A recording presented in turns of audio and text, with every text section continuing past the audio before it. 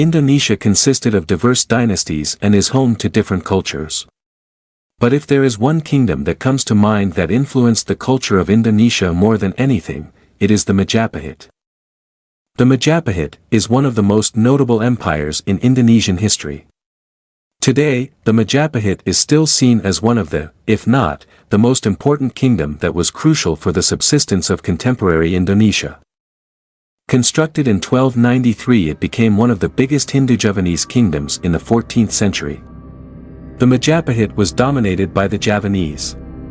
The Javanese are part of the group of Austronesian peoples that dominated the Pacific and Indian Ocean. This group of peoples was presumably the first to invent technology capable of crossing the oceans. Contemporary Indonesia is dominated by these Austronesian peoples. It is estimated that around 260.6 million still populate the country.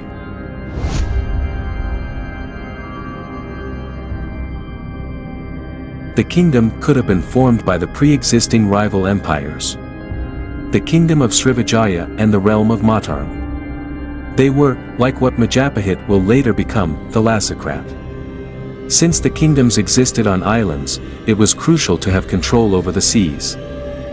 This is the meaning of thalassocracy. It is when an empire takes power over waters or pursues that anyway. In the 7th century, the waters controlled by Srivijaya was the Selat Malaka. The Selat Malaka is a strait of 930 kilometers in length. Nowadays it is located between Malaysia and Sumatra. Next to the Selat Malaka, they also controlled the Selat Sunda. This strait is between Java and Sumatra. This allowed Srivijaya to dominate the region militarily and economically. They also had the luxury of controlling the spice trade, which will be of great interest to Chinese, Arab and Indian traders. Predominantly the Selat Malaka will be very important in the course of Indonesian history. Through these trade routes, these peoples also came into contact with other religions such as Hinduism and Buddhism. This empire fell for various reasons that we will not go into, but the real trigger was the devastating attack from the mighty South Indian kingdom of Chola in 1025. The rival and sometimes ally, Mataram or Medang, was also an enormously rich kingdom. This kingdom emerged on central Java in the 8th century. It was founded by Sanjaya of Mataram, and unlike Srivijaya, its economy was concentrated on agriculture. The agricultural type that dominated in Mataram was rice irrigation. The key to successful agriculture was a huge cooperating population as well as the rich soil that was key to producing rice. The high population was also used to construct religious buildings. Temples were often built during this period of the Mataram. One of these unique buildings was the Borobudur. This massive building was built around 750 to 850 AD. The name Borobudur likely comes from Sanskrit Vihara Buddha Ur, which roughly translated means Buddhist temple on the mountain. This kingdom declined in the 10th century. The actual reason is unknown, but likely it declined as a result of environmental and socio-economic reasons.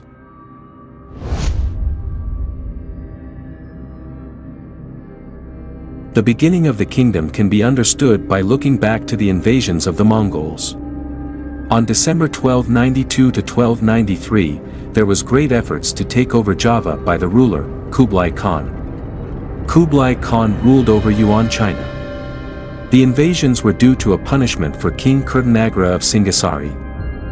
King Kertanagara never honored the great Yuan in tributes, thus it became inevitably a target for conquest.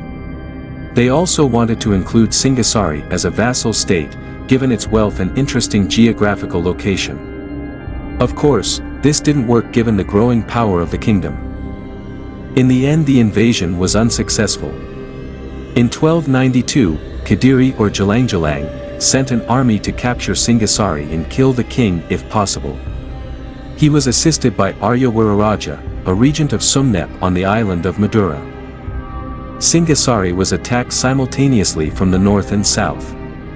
The king reacted first to the invasion from the north and sent his son-in-law, Nararya Sangramawija, famously known as Raden Wijaya, to the north to quell the rebellion. The northern attack was kept at bay, but the southern attack went unnoticed until it reached the capital Kuttaraja. Kurtanagra was killed in prayer, which eventually led to the fall of the Singasari kingdom. Raden Wijaya, however, was a remaining ruler of the Singasari kingdom. He survived by escaping to Madura. Unlike his predecessor, Kurtanagra, Raden Wijaya was eager to pay tribute and become a vassal of the Yuan dynasty. With the help of the Yuan army, they were able to collectively fight down the Kadiri. Wiraraja managed to reconcile Jayakatwang and Wijaya. Jayakatwang, Prince of Kadiri, gave Wijaya a piece of land next to the Brantas in the Tarik forest as a gift. That's the beginning of the Majapahit, since that's where the kingdom was created. He then sent Yuan's army that was still waiting for a tribute, to the capital of Kadiri. There he could take the dynastic families as hostage. This allowed the Majapahit to expand further at rest.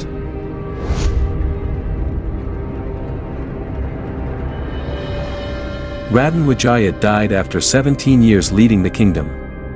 However, Wijaya married several other women of other dynasties. He eventually decided, however, to have a child with Indraswari. She was a Dharmasraya princess from Sumatra. That child was named Jayanagra. He will succeed his throne. However, now that the women of other dynasties, who were Javanese, were refused by Wijaya, many territories started to rebel. Jayanagra was left with an empire doomed by rebels and unrest. He was also not a good leader. The Majapahit was about to fragment. Gajah Mada, however, was a militant, loyal to the empire. He was the one who kept Majapahit alive. He spread rumors that the king died, which ironically will cause more ease. He tried to recreate trade contacts with China and will especially later become hugely important for the golden age of the Majapahit. Finally, Jayanagra died in 1328. Princess Jatarja then became the queen of the Majapahit. She was attached to Gajah Mada throughout her life. He then later was named the Mahapati. Gajah Mada will then attempt to expand the Majapahit Empire further west and east. The Majapahit then directly controlled the eastern part of Java and Bali. But it was also expanded to the Spice Islands, New Guinea and Sumatra, even going as far as the Malay Peninsula. Later the throne was succeeded by Rajasanagara, or also named Hayam Wuruk. Thanks to the Mahapati, he had a massive kingdom. There was a later plan for the Majapahit leader to marry the Sundanese princess. It was Gajah Mada's idea for the princess to get the status of a Gundik. A Gundik can accompany the king but never will have the status of being his wife nor get the status of being a queen. This of course, led to the attempt for them to fight back. The attempt resulted in the inconvenience of Sunda never being part of the Majapahit. Gajah Mada was also put in a lower position by Hayam Wuruk. This was the time of the Golden Age, since this is the age where the Javanese culture flourished. Not only was there a reintroduction of indigenous elements to religion, the government was also reshaped. Many cultural elements like the wayang, a form of puppet theater play, even spread to other parts of the empire. This was also the time where many famous poets like Prapanka and Tanchler popped up. All in all, these were the times when the Majapahit Empire reached its climax. It will be a great peaceful kingdom for a long time until the death of Hayam Wuruk in 1389.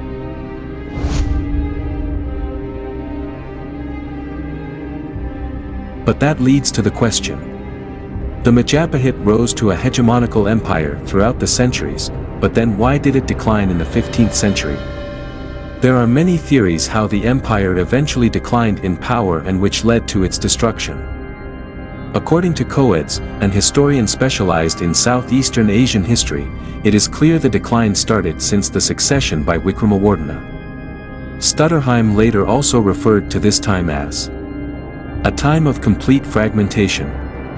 Many houses started coming up and internal conflicts became frequent. But why these sudden fragmentations? That is a combination between internal but also external conflicts. Firstly, many descendants of King Kartawijaya's eldest and youngest sons respectively, each had a claim for the throne. meaning many Hindu Javanese kings started getting control over their own area, resulting in fragmentation. They resided in the old Kraton of Majapahit. The decline still didn't happen, meaning the dynastic conflict weakened the kingdom, but it still is not the last straw that breaks the camel's back. According to Nicholas Johannes Kram, one of the reasons was the civil war that broke out in the Majapahit. This was a war between Wikramawardhana and Wirabhumi. The war was called the Rej War. It was a war between the western and eastern court. It split the island, and due to economic failure, political failure, or exhaustion, this could have led to the decline of the Majapahit. But it is also important to mention the rise of the Malacca Sultanate. Malacca was an Islamic empire that was founded in the Malay Peninsula. Earlier in the article, we have already discussed the importance of this location. The Malacca was crucial for controlling trade. Thus, the rise of this new sultanate could mean a big treat for the Majapahit kingdom. Next to the immensely big atmosphere Malacca was creating, the religion head of the kingdom, Islam, was also becoming more popular. The kingdom then battled with continual attacks of Muslim harbor, and many started converting to the Islamic beliefs. This was also the time of the Ming dynasty in China. They started gaining an enormous influence in the southeast. They supported the Malacca Sultanate, making Malacca the new hegemony in the archipelago. Most likely there is no straight answer for what the exact reason was. Many documents that describe the empire in detail, like the Katucharan Ken Angrak, or better called the Paraton. The final chapters about this 15th to 16th century were vague. There were less people mentioned, less events, and nowhere near a straight answer to the collapse of the empire. But whatever the exact reason may have been, it likely was a combination of complex, coherent circumstances. The Majapahit finally ended in the 15th century and was succeeded by a Muslim state named the Demak Sultanate. Later in history, the rich in Indonesia will have to wrestle with the colonizing power of the Netherlands since 1598. Ultimately, like many countries in the 19th century and 20th century, through the influence of nationalism, the territories will form one unit, Indonesia.